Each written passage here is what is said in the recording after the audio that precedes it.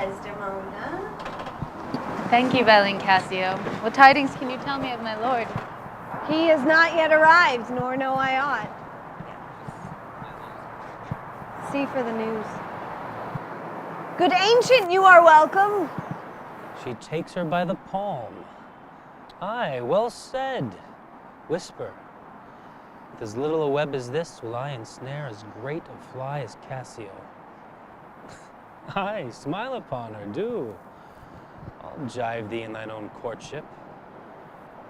You say true? 'Tis so indeed. If tricks such as these strip you of your lieutenantry, been better you not kissed your 3 fingers so oft. Which yet again you're most apt to play the sir in.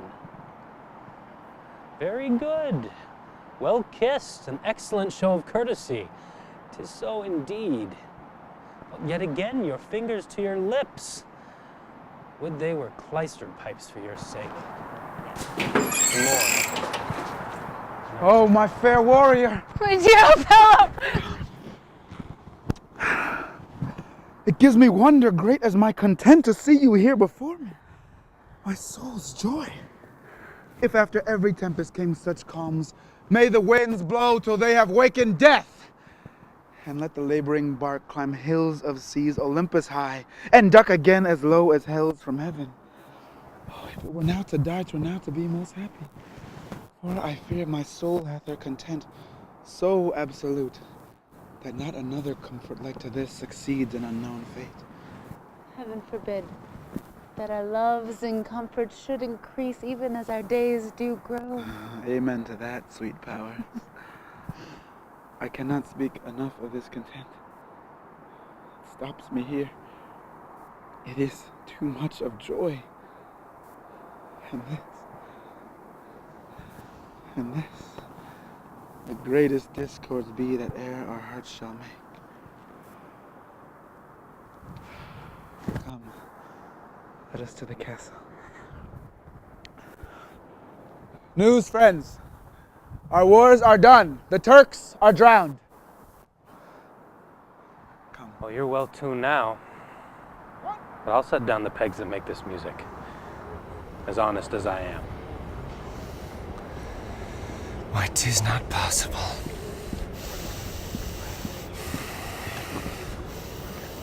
Lay thy finger thus, and let thy soul be instructed. Mark me with what violence she first loved the more, but for bragging and telling her fantastical lies. And will she love him still for prating? Let not thy discreet heart think it. Her eye must be fed. What delight shall she have to look on the devil? When the blood is made dull with the act of sport, there should be again to inflame it and give satiety a fresh appetite, loveliness and flavor, sympathy in years, manners and beauties, all of which the more is now defective in. Very nature will compel her in it, instruct her to some second choice. And who stands so eminent in this degree of fortune as Cassio does?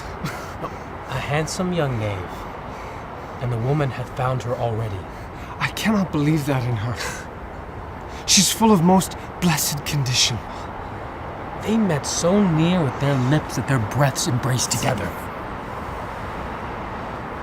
Sir, be you ruled by me. I brought you from Venice. Watch you tonight. For the command, I'll lay it on you. Cassio knows you not. I'll not be far from you. Do you find some occasion to anger Cassio, either by speaking too loud or tainting her discipline?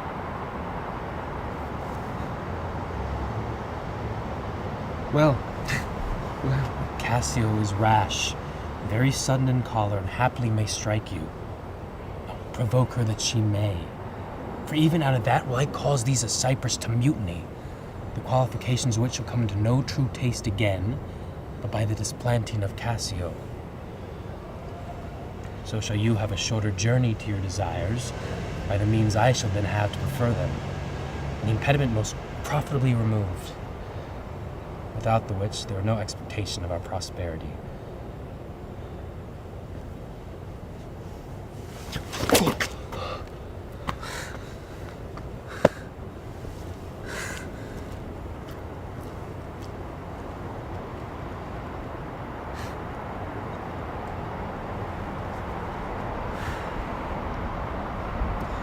That Cassio loves her, I do well believe it. That she loves her, 'tis apt, and of great credit. The more, albeit I endear him not, is of a constant, loving, noble nature, and I dare think he'll prove to Desdemona a most dear husband. Now I do love her too, not out of absolute lust, though peradventure I stand accountant for his greatest sin, but partly led to diet my revenge, for I do believe the lusty Moor hath leapt into my seat, the thought whereof doth like a poisonous mineral gnaw my inwards, and nothing can or shall content my soul till I am even with him wife for wife. Failing so, yet that I put the Moor at least into a jealousy so strong that judgment cannot cure. Which thing to do? If this poor trash of Venice, whom I trash for his quick hunting, stand the putting on, I'll have Michael Cassio at my hip. Abuse her to the Moor in the rank garb, for I fear Cassio with my nightcap too. Make the Moor thank me, love me, reward me for making him egregiously an ass, and practicing upon his peace and quiet even to madness. 'Tis here, but yet confused. Knavery's plain face is never seen till used.